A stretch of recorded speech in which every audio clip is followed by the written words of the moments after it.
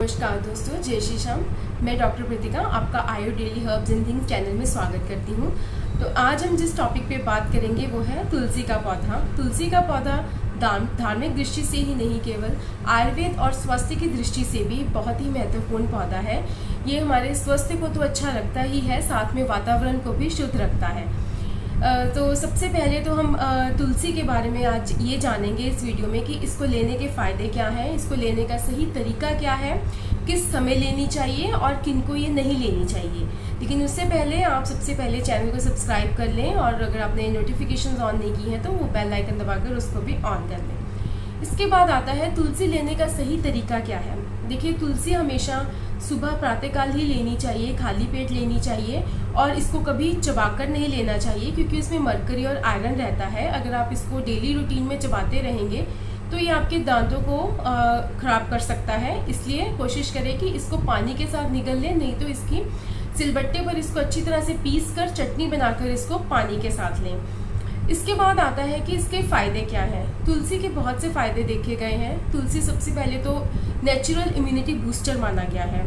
Natural immunity इसलिए है क्योंकि इसमें विटामिन सी और जिंक रहता है। जो लोग डेली रूटीन में तुलसी के पत्ते 3 या 4 खाते हैं उनकी इम्यूनिटी अच्छी बनी रहती है। वो सीजनल बुखार, वायरल इन्फेक्शन से उनका बचाव रहता है।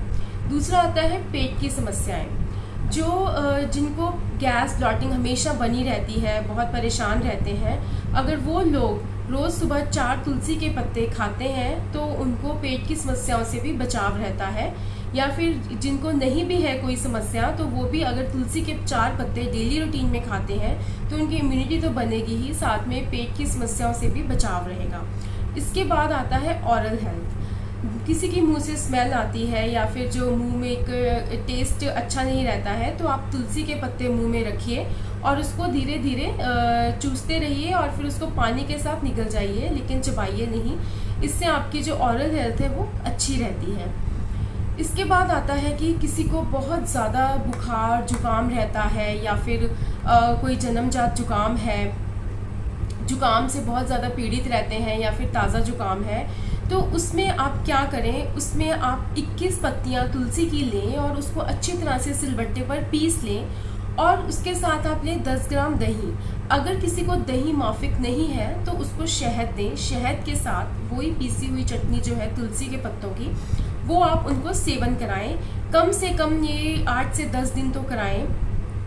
इससे आप देखेंगे कि उनकी जो बहुत पुराना बुखार है, जुकाम है रहता है, किसी को खांसी रहती है या फिर गैस बनती है, बीपी जो है फ्लक्चुएट रहता है, हाई रहता है, कभी लो रहता है, जो लोग परेशान हैं, अगर आप तुलसी का सेवन करते हैं सही तरीके से तो आपकी बहुत सी समस्याओं की जड़ से आप ख़त्म कर सकते हैं उनको।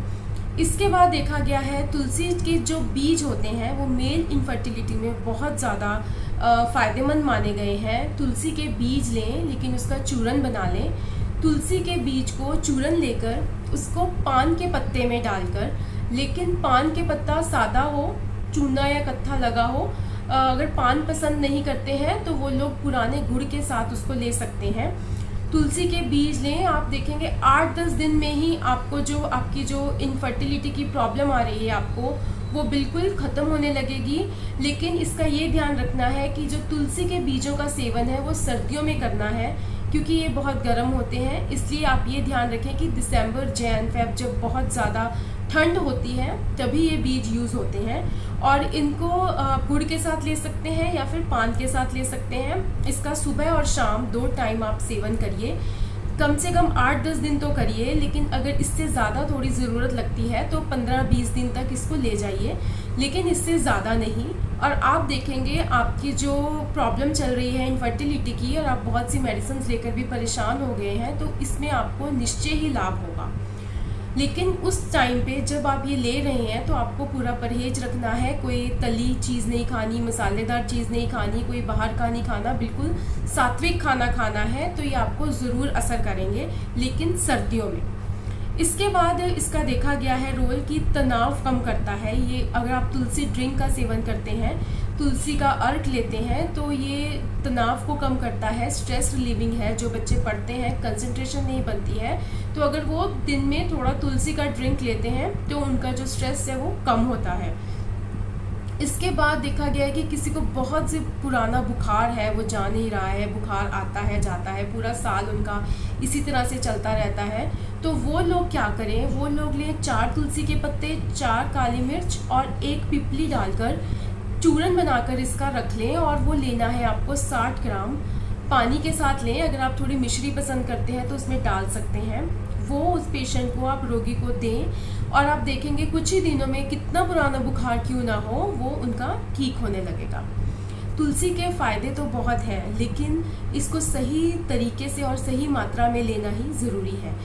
तो तुलसी किनको नहीं लेनी चाहिए? जो प्रेग्नेंट लेडीज़ हैं या फिर जो कंसीव करने के लिए ट्राई कर रही हैं, वो लेडीज़ जो हैं तुलसी का सेवन ना करें, क्योंकि आयुर्वेद के अनुसार जो तुलसी की तासीर होती है वो उष्ण होती है, यानी तुलसी गर्म होती है, इसलिए वो लोग ना सेवन करें। जो लोग नया नया तुलसी का सेवन करना शुरू करते हैं तो उनको थोड़े साइड इफ़ेक्ट्स के तौर पर पहले नौजिया और थोड़ा दस्त लगने के चांसेस रहते हैं, इसलिए आप कोशिश करें कि इसको बहुत कम मात्रा से शुरू कर फिर 3, 4, 5 पत्तों तक लेके जाएं, अगर किसी को ऐसा लगता है तो।